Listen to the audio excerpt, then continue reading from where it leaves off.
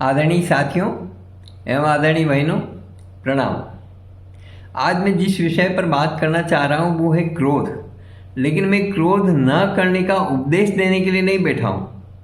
आप चिंता मत करिए, मैं क्रोध न करें इसके लिए किसी भी प्रकार का उपदेश नहीं दूंगा।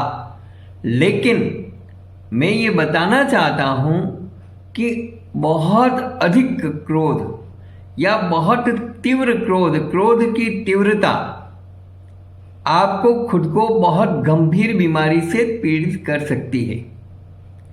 जो नई रिसर्च में नई सारी बात सामने आई है और काफ़ी गंभीर बात सामने आई है और काफ़ी बड़ी रिसर्च के बाद में ये बात सामने आई है, वो है कि यदि बहुत ज़्यादा यदि कोई तीव्र क्रोध करता है तो आयुर्वेद में तो पहले भी बहुत कहा है कि माँ यदि क्रोध करते हुए बच्चे को दुग्धपान कराती है तो वो दूध जहर के समान है।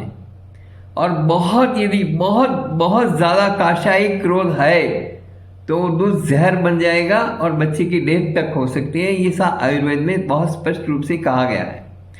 लेकिन मैं वो बात नहीं करके मैं आपके खुद के लिए क्या खतरा है वो बात बताना चाहता हूँ। एक नई बीमारी trigeminal neuralgia nerve disorder, trigeminal neuralgia nerve disorder यानी नसों से जुड़ी बीमारी है यह, और यह दुनिया की सबसे तकलीफदेह बीमारियों में से एक है। इस बीमारी में चेहरे के किसी खास हिस्से में चाकू मारने या बिजली का करंट लगने जैसा दर्द महसूस होता है। ये बहुत ज़्यादा क्रोध करने वाले के ये प्रॉब्लम हो सकती है।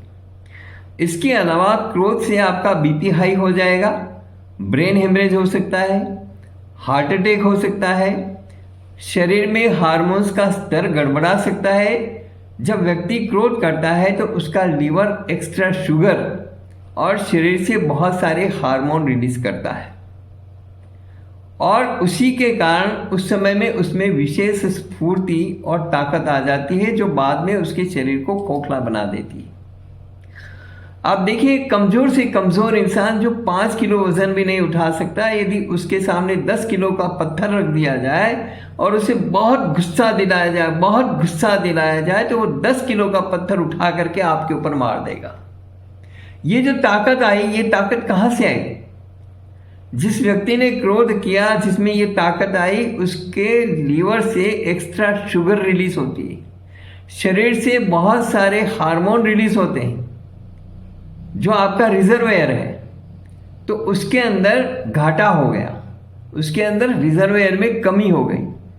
तो नेचुरली ये बहुत ही स्वाभाविक रूप से क्रोध करने वाले का शरीर धीरे धीरे खोखला हो जाता है और वो कई बीमारियों का शिकार हो जाता है।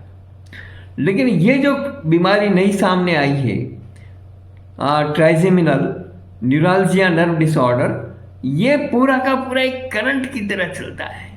बहुत ज़बरदस्त वेदना होती है उसमें। तो ये जो ट्राइजेमिनल नाम की नस जो होती है, उसके अंदर जो दर्द पैदा होता है उसका ये कारण है। और यही वह नस है जो चेहरा, आँख, साइनस और मुंह में होने वाले किसी भी तरह की फीलिंग, टच और दर्द के एहसास को ब्रेन तक कैरी करती है। वो दर्द को ब्रेन तक ले जाती है। इस बीमारी के लक्षण बहुत खतरनाक है। ब्रश करने पर पूरे चेहरे में तेज दर्द महसूस होता है, फेस को छूने पर दर्द होता है, शेविंग करने या फेस पर मेकअप लगाने पर दर्द महसूस होता है, बोलने या हंसने पर भी चेहरे पर तेज दर्द महसूस होता है। 50 साल से अधिक उम्र के लोगों में ये बीमारी होने के अधिक चांसेस रहते हैं, ये ध्यान रखिए।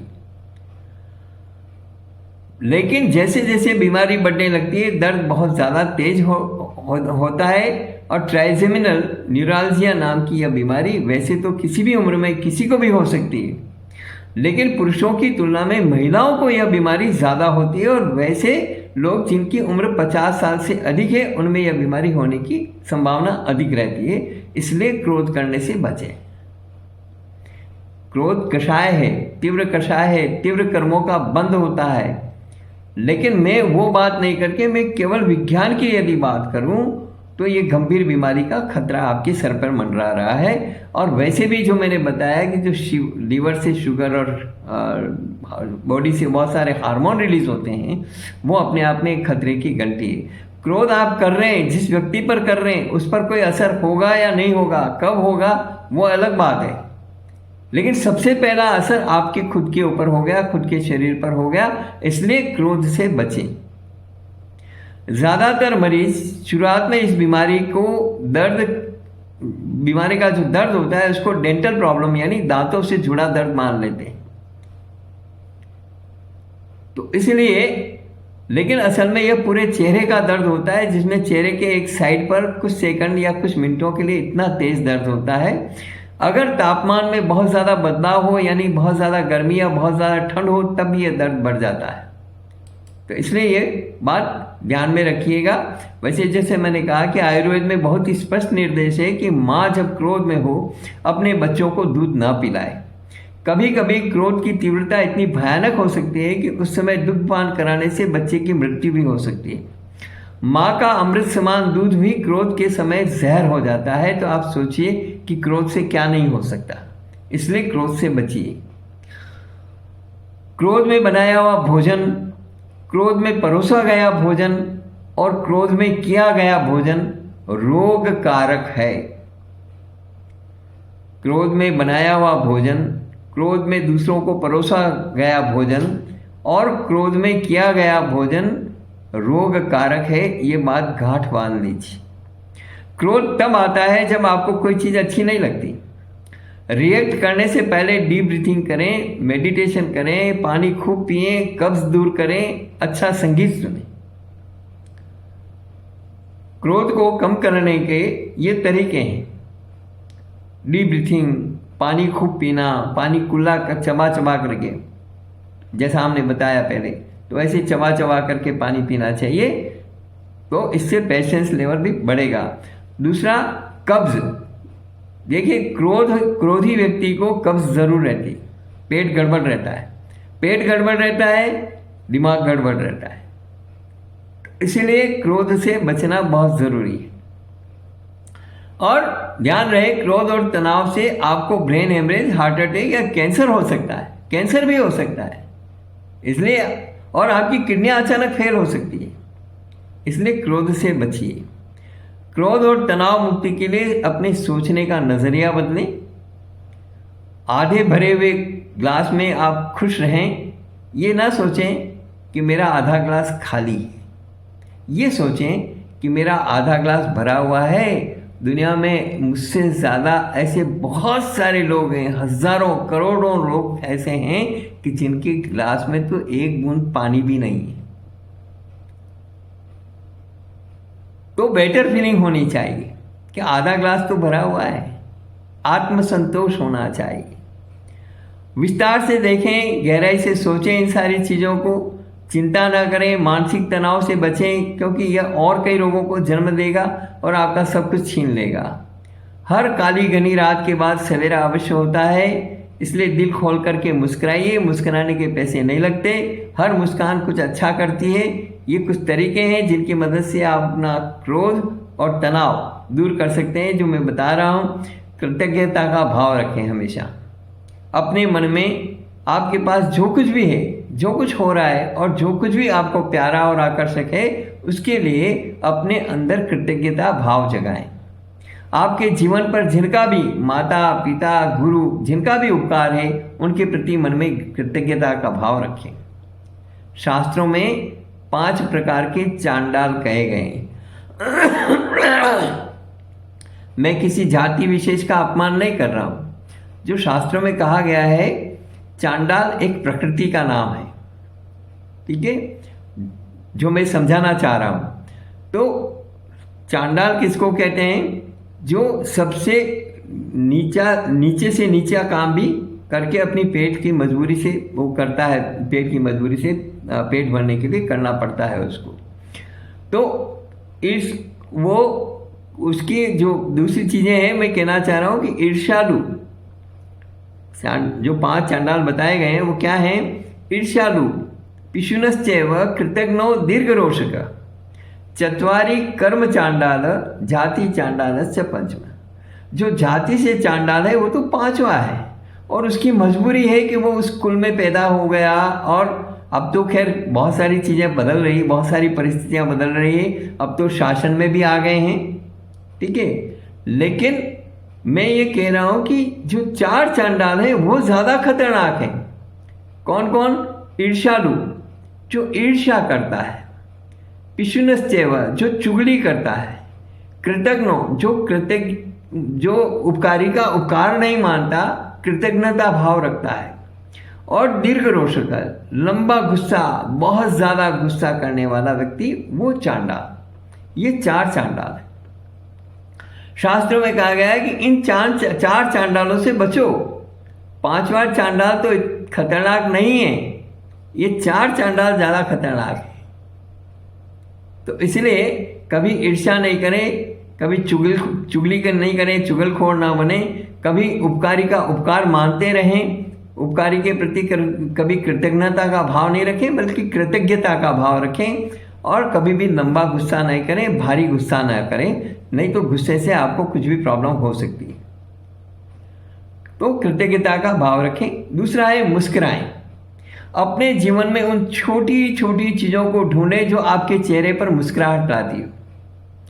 मैं कई बार जब ऑनलाइन काउंसलिंग करता हूँ, परामर्श की बात करता हूँ, तो सबसे पहले सामने वाले को कहता हूँ कि हंसिए। तनाव लेकर के क्या बात करते, हंसिए, ठहाका लगाइए, मुस्कुराइए। मुस्कुराने से आधा दर्द कम हो जाता है। यदि आपको दर्द भी बयां करना है तो मुस्कुराते हुए बयां करिए। अपना दुख भी जाहिर करना है, रोना भी है तो मुस्कुराते हुए रोइए, लेकिन गुस्सा मत करिए, मुस्कुराइए। कुछ मिनटों की वॉक, डायरी लिखना, चांद तारों को देखना, उदय और अस्त होते हुए सूर्य को देखना और मुस्कुराना, प्रकृति में ऐसी ऐसी चीज़ों को, चिड़ियों का चहचहाना, ये सब देखिए, मुस्कुराइए, मधुर संगीत का आनंद लीजिए। प्रकृति से प्रेम करें, प्रकृति तरोताज़ा और पुनर्जीवित कर देती है। बाग बगीचे में टहलने जाएं, कुदरत की रचना को निहारें और चेहरे पर प्रसन्नता लाएं। क्रिएटिव बने, रचनात्मक बने। रचनात्मकता और आत्म प्रस्तुति खुशी प्रदान करती है। आपके अंदर जो कुछ भी है, हर व्यक्ति में प्रतिभा है, हर व्यक्ति में कुछ न कुछ टैलेंट है, उस टैलेंट को बाहर लाइए, उससे आपको नया सुकून मिलेगा। घूमिए, मस्ती में रहिए अपना, और कुछ पेंटिंग करिए, लेखन करिए, कुछ मिनटों के लिए ही हो, डायरी लिखिए, अपना अनुभव लिखिए, कुछ नया आया है तो। नहीं तो हमारी वीडियोस पे टिप्पणी करिए, हमें बताइए कुछ गलतियां, कमियां, हम उनको सुधारेंगे। अध्यात्म से जुड़ें। प्रार्थना न सिर्फ आत्मा के लिए अच्छी है, शरीर को भी स्वस्थ रखती है। इसलिए प्रार्थना करें, अध्यात्म से जुड़ें, व्यायाम करें। हमने व्यायाम का एक वीडियो, एक्सरसाइज का वीडियो डाला है, वो एक्सरसाइज करें, बिल्कुल फिजिकली फिट रहेंगे, गारंटी है मेरी। आपने यदि वो सारी एक्सरसाइज की बराबर प्रॉपर वे में, तो बिल्कुल फिजिकल फिटनेस रहेगी। तो व्यायाम करें, डिप्रेशन से दूर रखता है व्यायाम। व्यायाम शरीर में अच्छा महसूस कराने वाले हार्मोन एंडोर्फिन को उत्पन्न करता है, जो तनाव उत्पन्न करने वाले एड्रेनलिन की मात्रा कम कर देता है। योग, प्राणायाम, सूर्य नमस्कार करें, संगीत सुनें। खुश मिजाजी के लिए, मनपसंद और भावनात्मक समस्याओं से राहत के लिए शास्त्रीय संगीत, भजन या पुराने अच्छे गीत सुने, अच्छे फिल्मी गीत सुने। बहुत सारे फिल्मी गीत बहुत अच्छे हैं, उनको सुनकर के सुकून मिलता है। तो संगीत का मनोवैज्ञानिक प्रभाव होता है। तो खुश मिजाजी के लिए, मनपसंद भावनात्मक समस्याओं से राहत के लिए शास्त्रीय संगीत वगैरह ये सब सुने, क्योंकि संगीत से रक्तचाप में, ब्लड प्रेशर में कमी आती है। हाई ब्लड प्रेशर है तो नॉर्मल होगा, रक्तचाप से मतलब ब्लड प्रेशर जो है वो निर्मल होगा, दिल की धड़कन नियमित होती, अवसाद दूर होता है, बेचैनी में कमी आती है, ध्यान केंद्रित करने की क्षमता तथा सृजनशीलता बढ़ती है। ऑपरेशन के दौरान और उसके पश्चात दर्द निवारक दवाइयों की ज़रूरत कम पड़ती है, पेन किलर्स की ज़रूरत कम पड़ती है यदि आप म्यूज़िक सुनेंगे तो। और इसीलिए आजकल बड़े बड़े हॉस्पिटल्स के अंदर कीमोथेरेपी के बाद में उल्टी की शिकायत कम होती है और दर्द से राहत मिलती है, इसलिए कीमो जहाँ पर चलता है वहाँ पर म्यूज़िक चलाते हैं। लेबर रूम जहाँ प्रसव पीड़ा भोग रही महिलाओं को दर्द होता है तो वहाँ दर्द से ध्यान हटाने के लिए प्रसव पीड़ा सहन कर सके तो वहाँ पर भी म्यूज़िक चलता है। पार्किंसंस की जो बीमारी वाले हैं उनके शारीरिक अंगों में स्थिरता आती है। जिनको भी पार्किंसंस है यदि म्यूज़िक सुनेंगे और म्यूज़िक के साथ में अपना एक्शन वगैरह हाव भाव और उसमें तन्मयता रखेंगे, है ना, यदि कोई स्तुति भी बोलनी है तो जो दोनों हाथों से ताली बजाते हुए यदि मस्ती में झूमते हुए वो करेंगे तो उनकी पार्किंसंस में स्टेबिलिटी आएगी। तो पार्किंसंस वालों के लिए भी अच्छा है। संगीत चिकित्सा का इस्तेमाल प्रसव पीड़ा को कम करता है। सिर दर्द, सर्दी जुकाम जैसी रोजमर्रा की समस्याओं को दूर करने में मदद मिलती है। मानसिक तनाव कम होता है, शांति मिलती है, एकाग्रता बढ़ती है, स्मरण शक्ति बढ़ती है, मेमोरी रिटेंशन उसके लिए भी म्यूजिक है। तो आपकी याददाश्त अच्छी बने, स्मरण शक्ति बढ़े, इसके लिए भी म्यूजिक बहुत अच्छा है। सृजनात्मकता बढ़ती है, क्रिएटिविटी बढ़ती है, स्वास्थ्य अच्छा रहता है। संगीत एक व्यायाम है, संगीत से सुकून मिलता है, सकारात्मक सोच का विकास होता है, कार्यक्षमता बढ़ती है, आत्मविश्वास बढ़ता है, जीवन में सरलता सहजता आती है और परमात्मा के निकट पहुंचा जा सकता है। तो इसलिए संगीत सुने। क्रोध को कम करने के लिए, तनाव को कम करने के लिए म्यूजिक बहुत बड़ा सहारा है। योगदान करें, कंट्रीब्यूट करें। आपकी छोटी सी मदद किसी के लिए भी बड़ी राहत बन सकती है। आपका योगदान अगर किसी की खुशी का कारण बन सकता है तो यह आपके लिए भी कम खुशी का सबब नहीं। तो दूसरों की मदद करिए किसी न किसी रूप में। अरे हमारे वीडियो ही शेयर करिए ज़्यादा से ज़्यादा। सपोज करो आपके शेयरिंग से 10 लोगों को, 20 लोगों को, 50 लोगों को भी लाभ हुआ तो वो आपको कितनी दुआएं देंगे और आपको कितना पुण्य का सृजन होगा। तो क्रोध करने के लिए और क्रोध से बचने के लिए, माइंड डाइवर्ट करने के लिए 50 तरीके हैं। हमेशा खुश रहें। बच्चे की मुस्कान, चिड़ियों का चहचहाना, सूरज का उगना, ये सभी बहुत सामान्य प्रक्रियाएं हैं लेकिन ये सभी हमारे चेहरे पर मुस्कुराहट ला देती हैं। ऐसी छोटी छोटी चीज़ों में खुशियाँ ढूंढें। हर पल खुश रहने का आसान तरीका है पॉजिटिव थिंकिंग, सकारात्मक विचार, प्रेरक चीज़ें पढ़ें। कभी कभी कोई छोटी सी प्रेरणा भी बड़े काम की साबित हो जाती है। ये प्रेरक बातें किताबों में मिल सकती है। स्वाध्याय करें। उसके अलावा अपने आसपास नज़र डालें तो बहुत से लोग मिलेंगे जिनके काम प्रेरणा स्रोत हैं।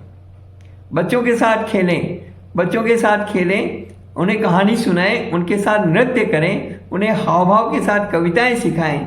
घर में छोटे से छोटे शुभ अवसर पर भी खुशियाँ मनाएं और लोगों को भी, जितने लोगों को कैपेसिटी हो, शामिल करें। तो इस तरह से खुश रहें, क्रोध ना करें।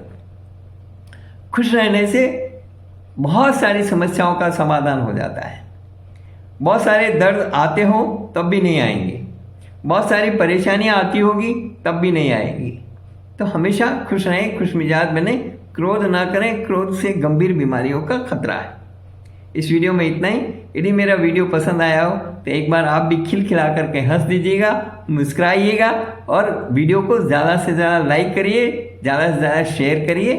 इस वीडियो में इतना ही। धन्यवाद।